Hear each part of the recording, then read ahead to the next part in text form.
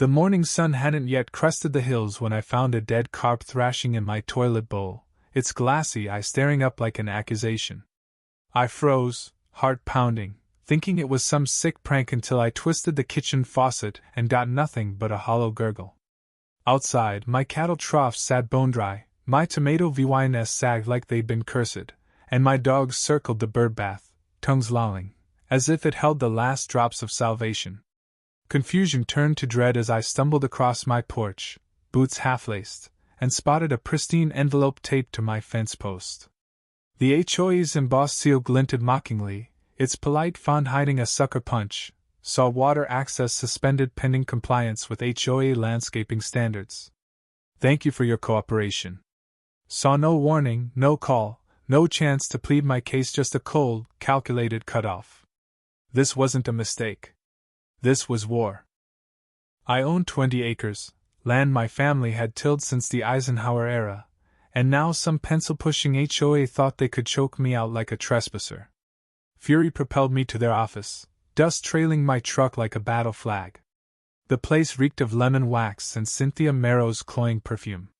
Cynthia, the HOA's self-anointed queen, lounged behind her desk, her smile sharp enough to cut glass.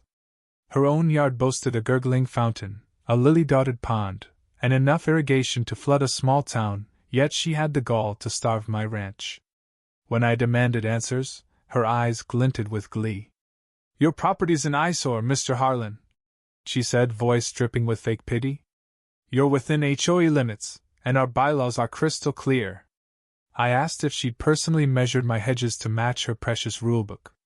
She didn't blink, just slid me a glossy pamphlet titled Saw Cultivating Community Beauty Saw. Back home, the pieces clicked. Cynthia wasn't just flexing power, she wanted my land for her pet project, a sprawling, community plaza, to cement her legacy. She tried this before, fining me for my rooster's dawn crows, calling my grandfather's windmill "VY solely hostile." But cutting my water? That was no petty jab. That was sabotage, meant to break me until I sold.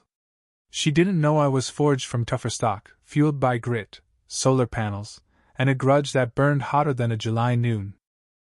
I called my old friend Lucas, who owed me for hauling his rig out of a mudslide back in '99. Now a guru of off-grid levying, he cackled when I told him the story.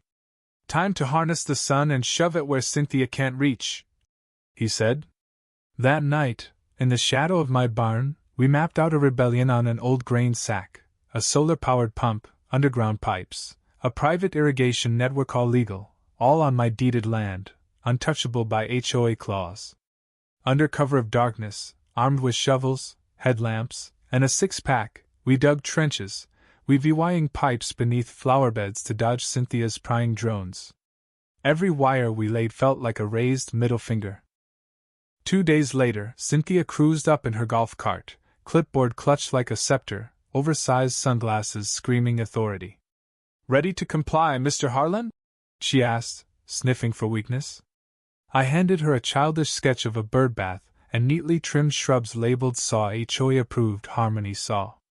She smirked, satisfied, and rolled off, clueless that my solar pump was hours from tapping the aquifer, ready to flood my troughs and revive my crops. I kept my ace hidden. The HOA's water lease was set to expire in 6 weeks, and I'd already filed a bid to claim it. Silence was my deadliest weapon. The next dawn, I walked my land, coffee steaming in my hand, past rehydrated troughs and perky vines. The solar rig hummed, a secret masterpiece in VY Sibyl to Cynthia's spies. I raised my mug to it, savoring the taste of defiance. Across the fence, HOA board members fanned themselves beside their wilting community garden, scratching their heads as their sprinklers sputtered. I smiled. The tide was turning. Lucas rolled in with a trailer of solar panels, dust swirling like a war cry. We mounted them in the back pasture, angled to drink the sun, hidden from aerial snoops. Night after night, we dug deeper trenches, feeding a 10,000-gallon cistern enough to carry my livestock and fields through any drought. The setup was silent, legal, and a direct spit in Cynthia's face. While Lucas wired the panels, I hit the county courthouse, confirming the HOA's water lease was on its last legs. At the municipal office, I placed my bid, flashing proof of my aquifer's reach. The clerk, barely hiding a grin, said no one else had bothered to bid. The HOA assumed they'd coast into renewal. I signed the papers, pocketed the receipt, and drove home to find Lucas testing the pump. Water gushed, free of HOA pipes. That night, grilling steaks over mesquite, I felt the air crackle with VY Tory. 3 days later, Cynthia stormed down my drive, heels stabbing the gravel, face twisted with suspicion. "I've had reports of unauthorized construction," she snapped, demanding a tour. I waved toward the pasture, where only cattle chewed cud. "HOA rules apply to shared spaces," she barked. "This ain't shared," I shot back. Her eyes narrowed, but then she pivoted, offering to restore my water if I hosted the HOA's spring festival. Her voice trembled. She wasn't used to bargaining. I smelled blood. "Put it in writing," I said, playing dumb. She beamed, thinking she'd hooked me. Lucas and I doubled down, camouflaging pipes as farm gear, routing overflow to decoy tanks. My fields bloomed, mocking the HOA's cracked, dusty plots. Cynthia's festival proposal arrived, dangling temporary water for my cooperation. I tweaked it, adding a clause for full compensation for her stunt, had my lawyer notarize it, and hung it beside my grandfather's saddle, both emblems of hard-won freedom. The festival was a tacky circus: string lights, hay bales, tables groaning with watermelon. Cynthia insisted on my ranch for the rustic charm. CRAVYing Instagram-worthy sunsets. SUVs and golf carts clogged my gate. The mayor, polo shirt half untucked, glad-handed like he was stumping for votes. Cynthia, in a peach jumpsuit, paraded him around, preaching community spirit, while dodging her water cutoff.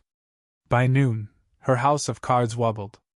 The portable toilets dried up, the garden's sprinklers coughed dust, and the refreshment tent's sink gurgled like a dying beast. Cynthia blamed faulty timers, but her smart system was toast. VYNE had choked the HOA's rusted pipe under my easement, a happy accident I hadn't noticed. As guests griped, I offered a tour of my solar pump, playing the earnest farmer. The mayor, hungry for eco-cred, trailed me with a curious crowd. Behind the barn, I unveiled the humming system, explaining its solar backbone and legal permits. "All county approved," I said, handing the mayor the inspector's report. Cynthia's face curdled like sour milk. The crowd peppered me with questions. Could they tap in? Was it scalable? Cynthia tried to interrupt, but they steamrolled her. Someone asked about future HOA events. "I'll sell water at market rates," I said, sliding the mayor a proposal. Cynthia exploded. "This is sabotage!" she shrieked. I leaned in, voice low. "You cut my water. I serve you ved." The mayor grilled her on the shutoff. She stammered about landscaping violations, but the crowd drifted off, whispering about her reign. The festival imploded, pies wilted, guests sweated, Cynthia's mascara ran like a bad watercolor. I offered water to stragglers, and even the mayor stayed, praising my forward-thinking setup. Cynthia stood alone, her empire crumbling. By nightfall, grainy clips of her dousing herself with lemonade to cool off went viral, tagged the HOA Queen meltdown. The HOA's inbox drowned in complaints. The reckoning was brutal. Cynthia's complaint against my pump backfired when Inspector Nora, a no-nonsense ex-Marine, cleared my system but found an illegal PVC line funneling HOA water to Cynthia's private koi pond. A state audit uncovered cooked books, phantom invoices, and targeted water cutoffs to pressure other holdouts. The treasurer bailed, 2 board members followed, and Cynthia's deflection, calling it a witch hunt, flopped. At a packed town meeting, the mayor read the audit like a prosecutor. When a resident shouted, "We funded her fish tank!" the room erupted. A petition booted Cynthia by a landslide. I locked in the water lease for a decade, offering neighbors cheap access off the HOA's grid. Cynthia sold her house and slunk to a gated enclave, tail between her legs. At a town hall, I stood tall. "We didn't build revenge," I said. We built freedom. That night, a bonfire crackled, kids toasted marshmallows, and Lucas raised a beer to quiet winds. My solar pump purred, a heartbeat of defiance, proof that no one, not even a tyrant in a golf cart, could break us.